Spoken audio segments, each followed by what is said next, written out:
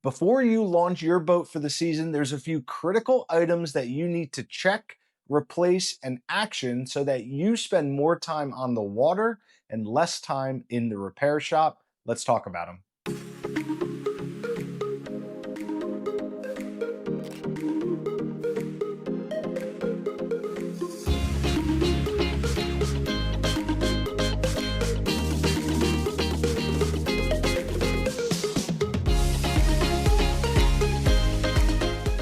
We've made it. The calendar says it's officially March and it's time to start turning the page from winter hibernation to thinking about the upcoming boating season. There's a couple of critical processes and maintenance items that we need to go through before we launch the boat. More importantly, right now we need to think about what supplies we're going to need in order to accomplish those items. We're going to talk about everything from outside the hull to buffing, waxing, bottom paint, to your engine components, bilge components, battery, interior, and we'll end with some safety components. Again, we'll tell you what you're going to need to do and what type of supplies you're going to need in order to complete those tasks. Before we get into the video, two quick reminders. One, I'm going to put a link to every product that we talk about in the description of the video. That link goes to our affiliate page. We get a small cut. So if you are going to buy those products, would love for you to buy it through our links. Just helps the channel a little bit. And last, be sure that you're subscribed to the channel. Please look right now at the bottom of the video screen. Look to see if you're subscribed. It doesn't sign you up for anything. It just helps grow the channel. And I certainly really appreciate all the support. Okay, let's start with the exterior of the boat. We're going to talk about getting your hull prepped in order to start buffing and waxing and going through that whole process. So I do a couple of things. It's a 4-step process that I go through to get the hull ready, again, to start buffing. The first two kind of go together. I get a product to remove any rust stain lines, drip lines, and I also get a product to remove the water or scum line on the bottom of the boat. No matter what the salesperson told you when you bought your boat, no matter how good your stainless steel quality is, over time, if you have your boat, especially in the water, especially if you keep it in salt water, some of your hardware is going to start to rust. And when it rusts, it's going to start to drip down. You'll see that drip. It's not bad for the hardware. It's just a little bit of an eyesore. So there's products out there that can be used to get rid of that rust drip line. Same thing with the scum line on the bottom of your boat. A lot of times that does not come out with a power wash or a typical marine soap. So you need a specific product to get rid of that scum line. So those are the two things I do first. Next up is marine soap. I will take your classic marine soap and I will give the boat a bubble bath. And I do that just to get the surfaced dirt off. If there's any residual crap on the boat from when it was shrink wrapped, that bubble bath is going to take a lot of the big stuff off. Now, the night before I start buffing and waxing, I will give the boat a one final wash, but I'm going to do it with Dawn dish soap. And I do Dawn instead of a marine soap because Dawn is a degreaser. It's going to get all of the grease, oil, those types of scum off the side of the boat, and it's going to give you the best virgin hull in order to start your buffing and waxing on. So I will give it a Dawn bubble bath, and I do that the night before so that when I wake up to start buffing, the boat is dry. Okay, now let's talk about the actual act of buffing and sealing or waxing. It is one of my least favorite activities of owning a boat, but I do it every single year. If you look in the book of buffing and waxing, it's going to give you a 4-step process. It's going to be your deep cut or your deep cleaning, sometimes it's called, removing the oxidation. Then it's going to say go to a compound phase or stage, go to a polishing stage or phase, and then it's going to say finish it with wax. Because my boat is done every single year, it does not have a lot of oxidation, and the fact that I can't stand buffing and waxing, I shorten that 4-step process down to a 2-step process. So I use an all-in-one polisher, and that has some compound and polisher in it all in one solution. That is my deeper cut phase or stage. So I'll do that fully around the boat, and then I will follow up with a wax or a sealant.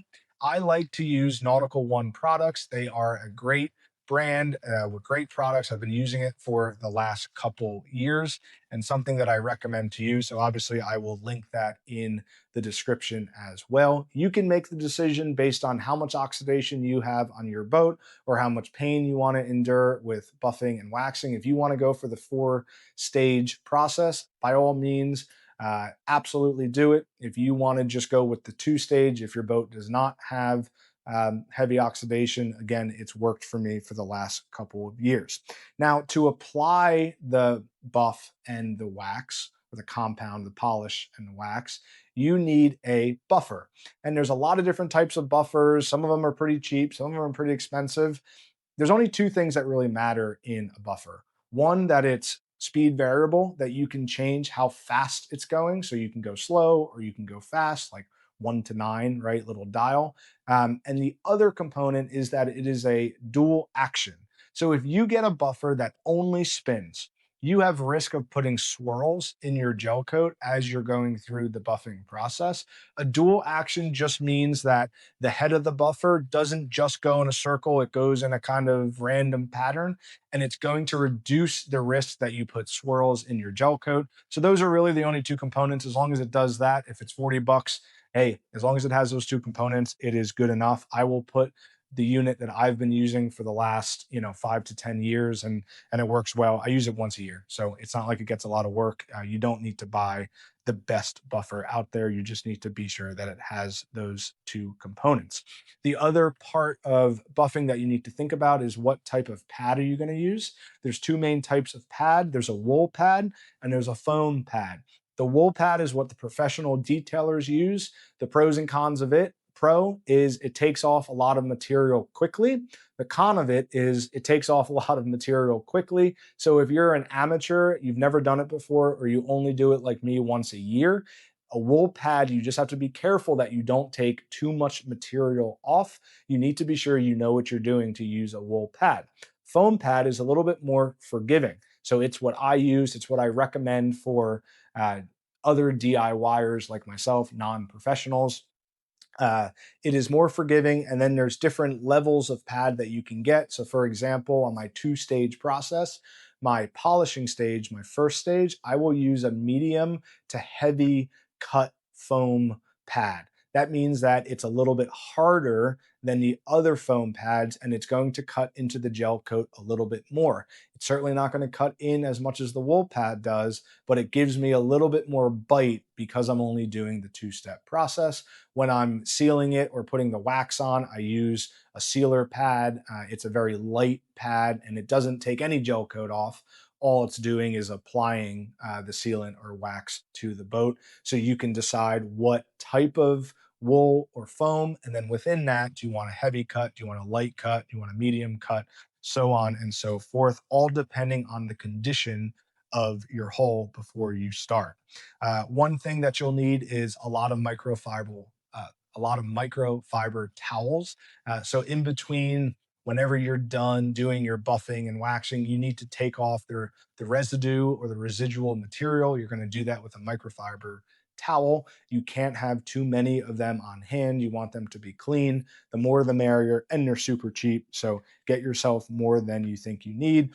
Finally, is I use blue painter's tape to paint the bottom where I have my bottom painted, my bottom paint. That way, if I hit it with my foam pad, I don't bring up bottom paint onto the side of the hull. So I will go with a nice thick layer of blue painter's tape and just be sure that I give myself a nice border there so I don't take any of the bottom paint up onto the hull. Okay, that is buffing and polishing. Now let's move on to bottom paint. Admittedly, bottom paint is something that I pay someone to do. There's a couple reasons why I pay someone to do it. One, it's typically not that expensive. So you can find folks that are really good at it for 20 to 25 to $30 a foot. Uh, and it's really messy. So For me, it's worth paying the expense. Again, I take the pain of doing buff and wax, but I will get my boat bottom painted for me.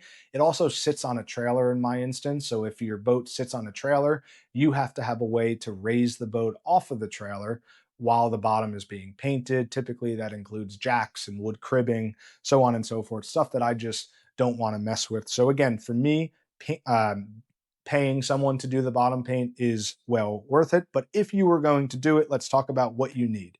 So, obviously, you need to prep the bottom just like we prepped the hull before we buffed it.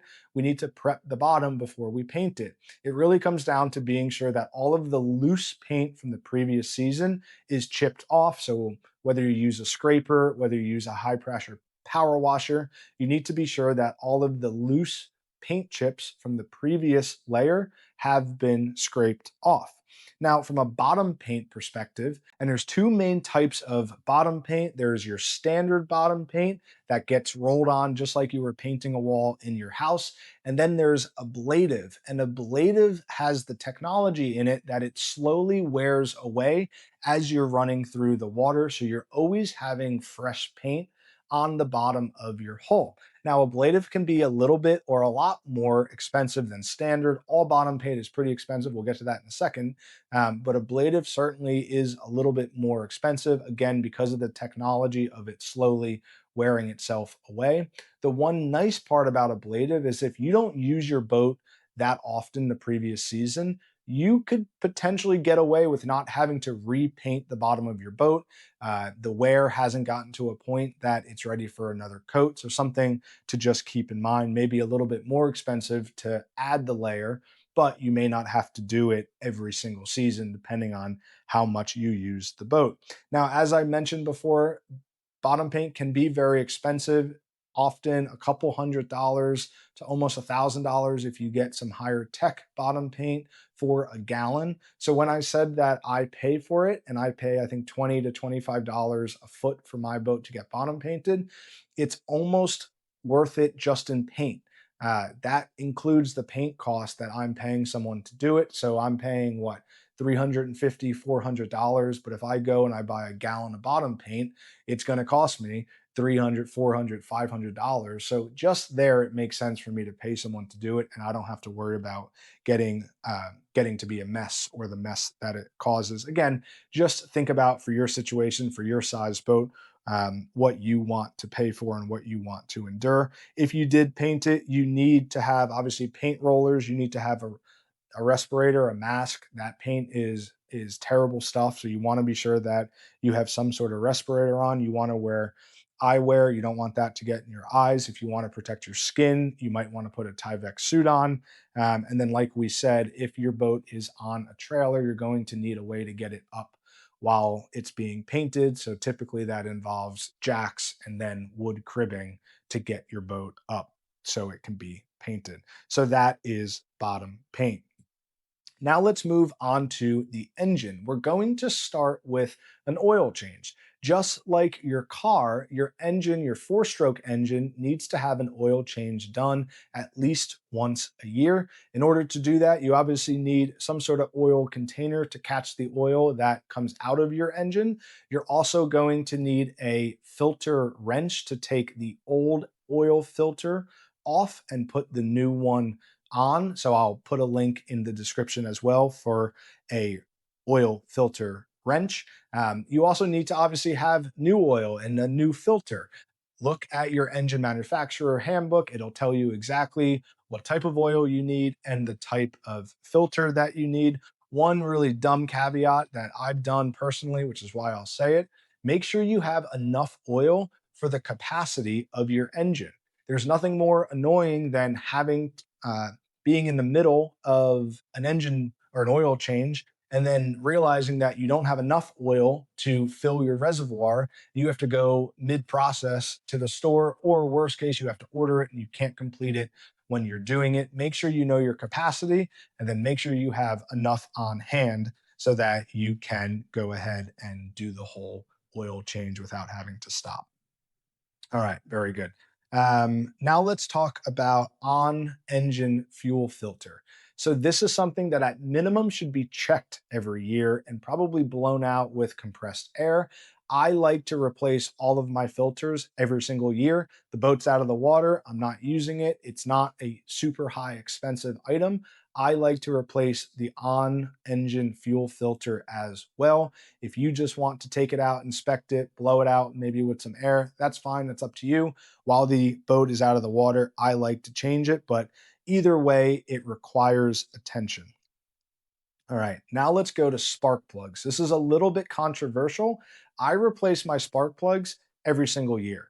Some people say you don't need to replace them until 100 hours on the existing spark plugs. Some people say you don't need to replace them until 3 to 5 years. The boat is out of the water. I want to be sure that I have it in tip top shape for the season. I don't want to spend any more time in the shop than I need to. So I go ahead and I replace all of my plugs.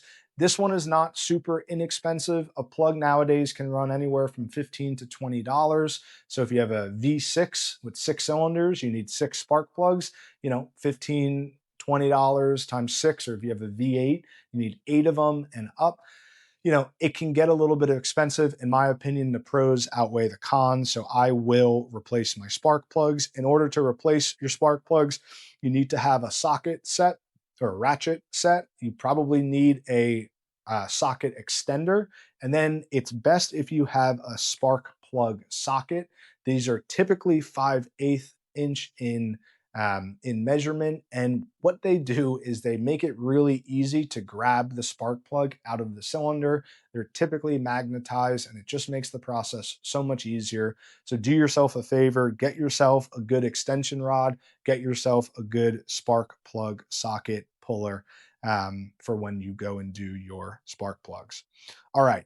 Let's start to transition towards the lower part of the motor, and that's when we get into the water pump. Now, I do not replace my water pump every year.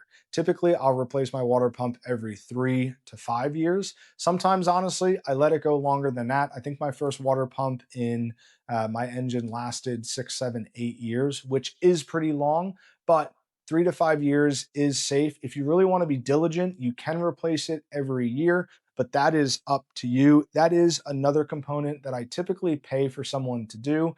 It's not necessarily hard. You certainly can do it if you watch YouTube, if you go ahead and read some articles, but it is a component that is critical to the engine working properly. And if you do make a mistake, it can really have some bad effects on the motor. So, for the cost to have someone do it, I like to have that done for me. Again, I've done it before myself. It's not that you can't do it, it's just you want to spend the time to learn. And then with the added risk of potentially messing it up, you just feel safer to get someone to do it for you. But that is certainly up to you. Okay, let's get to the fuel water separator now. We're going inside the bilge a little bit. We'll get back to the lower unit in a second. The fuel water separator is critical. It is in between your fuel tank and your engine. Typically, if you have multiple engines, each engine will have a fuel water separator. It's the first line of defense to filter out any material, debris, and separate water, just like the name says, before the fuel gets into the engine and obviously runs through. And if it's caked up with different material, you can really clog up your engine. So a fuel water separator is a great idea to add if you don't have it. And if you do have it, you need to be sure that you change your filter every single year.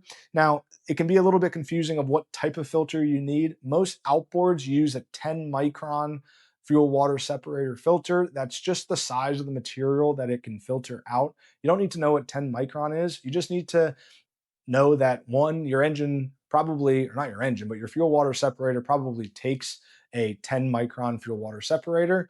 Worst case, you just look at what was in there previously. If it was running fine, just replace it with whatever that filter says. Again, most times it is a 10 micron filter. Okay, let's get back to the lower unit of the engine.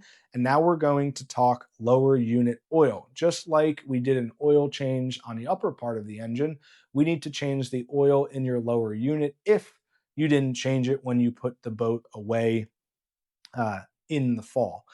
So, two things to think here. When you're doing your lower unit oil, again, you need to have something to catch the oil and you need to have a way to dispose of it.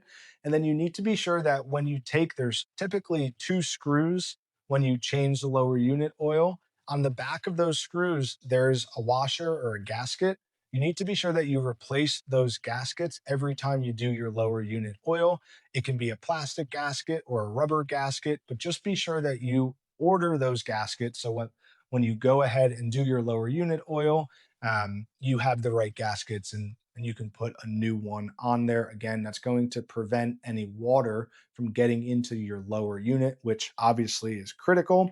There are great kits for doing lower unit oil. It is not complicated. This is one thing that absolutely everybody can do. I will make a video on how to do your lower unit oil as well, so be on the lookout for it. But you need to be sure that you change your lower unit oil. If not in the fall, you have to do it in the spring. Okay, so we talked about on top of the engine, we talked about oil change, oil filter, fuel filter. We talked about spark plugs. We talked about water pump if you want to, fuel water separator, and then lower unit oil. Let's finish up here with a few smaller items. Anodes. Anodes are the sacrificial metal that typically are on the stern of your boat. It prevents any electrolysis in the water from eating away at any metal components on your boat that you don't want them to obviously eat away at. Typically, if you have a trim tab, you have one anode on each trim tab. You will have one anode in the lower unit of your engine. You'll also have an anode on your mounting bracket that the engine is attached to right on the transom of your boat. If you have an inboard, you could have anodes on your rudder, on your prop shaft. You just want to be sure that you change those. Again, I do it every single year, even if they don't look eaten up. It's a lot easier to do on land than in the water. So I always go ahead and get new anodes on my boat each season. All right. I do take the prop off. It's very easy to take a prop off. Million videos out there. Again, I'll create a video. Very simple, something that everybody can do. And I grease the prop shaft. You don't need a ton of grease. Get yourself a good marine grease. Your engine manufacturer will recommend what grease to use. But you take that prop off. Be sure you have no fishing line that you can see that's stuck in there. Give it a little greasing the prop shaft, get your prop back on, and that's all you have to worry about there. After I'm done with all of those maintenance items, I'm going to take an anti-corrosion spray and I'm going to spray everywhere on the engine, on the upper part of the engine. I'll spray on all metal items, electrical items, flywheel, everything on the upper part of the engine. I'm going to spray with anti-corrosion. That's going to keep the salt air or water from developing rust over time, and it's going to keep your motor looking like the day it came out of the showroom floor for years to come. Something that I wish I knew earlier in boat ownership.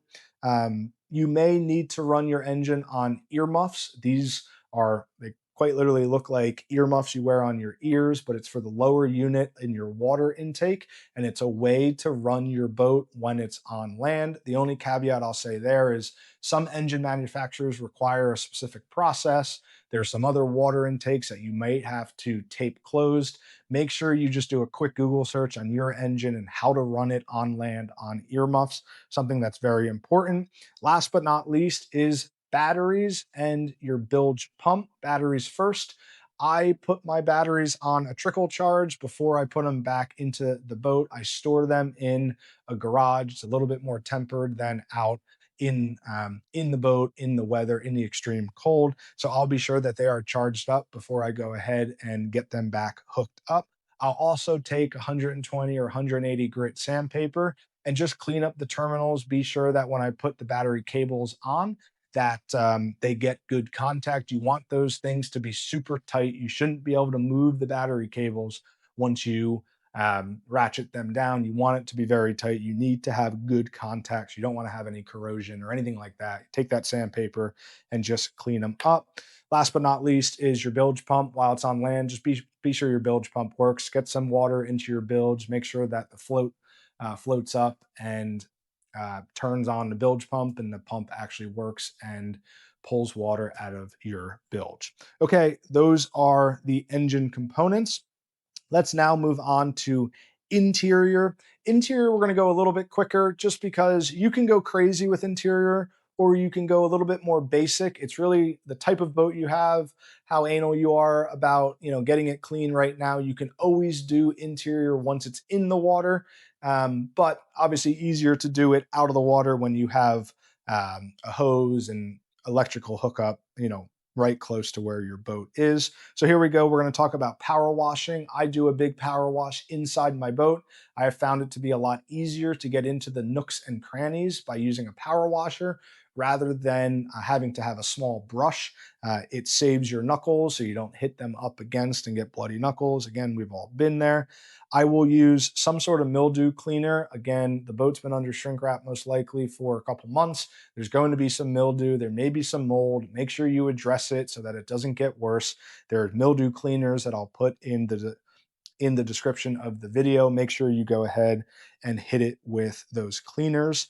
Vinyl protective on your vinyl cushions. You guys let me know. I'm hot and cold on this. Sometimes I've used it, sometimes I haven't. Let me know if you've had great success and what product you've used for vinyl protector. Again, some people do, some people don't. A lot of people like magic erasers for spot removal. If you have a tough spot or stain that you can't get out, try a magic eraser. See if it'll work. It'll work really well on nonstick on your floors as well to get them looking back white and super clean. I do clean my bilge as well as my anchor locker. So there's a bilge cleaner that I use. I don't go crazy. It's the bilge. It's never going to look perfect, but again, try to address some of those mildew spots. If you do have some mold down there, it's only going to get worse. So if you don't address it that season, it's going to compound and compound and compound, and then all of a sudden you have a huge bilge issue that you want to kind of nip while you have the opportunity. Holding tanks, freshwater holding tanks. Typically, before you put the boat away for the season, you put some antifreeze in the freshwater tank. If you didn't drain it completely, you want to fill that tank, get that antifreeze out. Once it's running clear, you want to sanitize the tank. You can use bleach or freshwater holding tank sanitizer solution.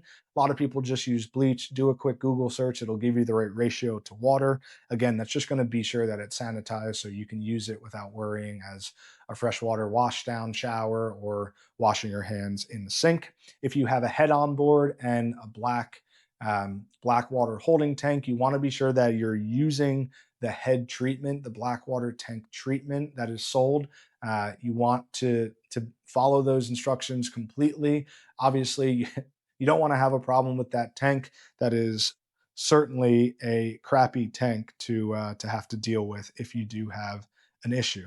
If you have a lot of actuators, hinges, you can lubricate them at the beginning of the season. Again, preventive maintenance. Be sure that the salt water, the salt air, just water if you're in fresh water, doesn't get into those components. Again, no matter what the salesperson sold you on the boat show floor, things do rust, things do get old, things do creak, things do break. So the more lubrication or anti-corrosion you can add to those working metal pieces, the better. And then you can go crazy from there. You can, polish your stainless steel rails. You can do your teak if you have real wood teak. You can really you can buff the inside of your boat with the same type of buffer we use on the outside of the boat.